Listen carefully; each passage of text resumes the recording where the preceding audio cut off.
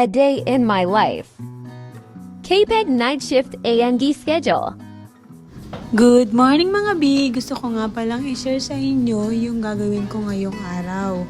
So gumising nga pala ako ng maaga para magluto ng almusal namin dahil pupunta ako ng SSS para i-add sa dependent yung aking baby. So ang lulutuin ko nga pala ngayong umaga ay sinangagag. So kita nyo naman, naghugas ako ng kamay para malinis ang ating kamay bago natin lamasin yung kaning bahaw. Next naman, tayo ay magdudurog ng bawang para mas aroma yung sinangag natin. Kung pwede nga lang ubusin ko yung isang ulo ng bawang, kaya lang mahal ang bawang, kaya nagtitipid tayo.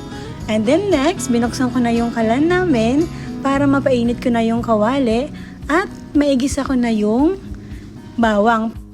Pero nagprito muna ako ng itlog para may iba namang lahok ang ating sinangag. So isang itlog nga lang pala ang ginamit ko dyan guys kasi isa lang yung nasa bahay. Siguro yung isa nasa asawa ko pa. Try lang, walang ganon. Joke lang yun para sa mga bata.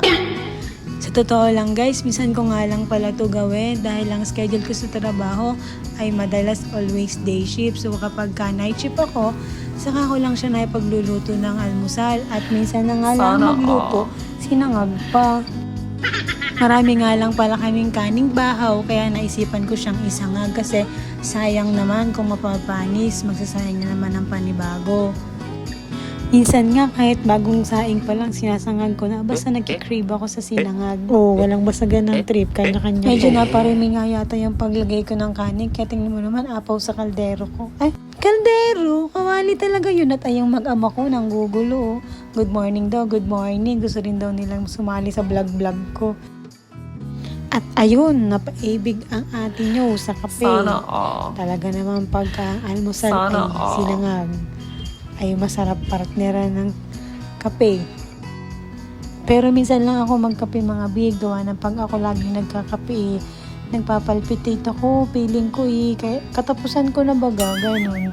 Tapos ayan, pinakita ko lang yung ulam namin na prinitong manok, kagabi pa yun. Nagmamadali na nga pala akong kumain dyan mga bi kasi sabi ko baka lalo akong tanghaliin sa SSS pagka binagalan ko pang kumain. Ang bagal ko pa manding maligo tsaka maggayak. Kaya buti na lang talaga bilisan ko yung ligo ko para makapag-skincare pa ako kahit hindi naman talaga clear skin. Trying hard lang tayo ganon. And ayan na ang finished product. So ayan, pak.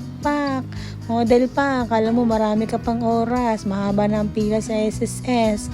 And naglalakad nga pala ako dyan guys, papuntang sakayan ng jeep kasi busy ang aking darling, so hindi daw niya ako masasamahan. Meron daw siyang session yata sa munisipyo. Kaya sabi ko, sige magko-commute na lang ako para naman ma-expose yung kagandahan ko. Kagandahan! Sana all. Wag seryosohin, Sana nakakamatay. all. Dati talaga hindi ko kayang lumakad ng mag-isa na hindi ko kasama si Arnold kasi para bagang nauudlot yung dila ko pagka wala siya. Parang ganun. Kaya sinasanay ko lang din yung sarili ko na wala akong kasama pagka may mga document transaction.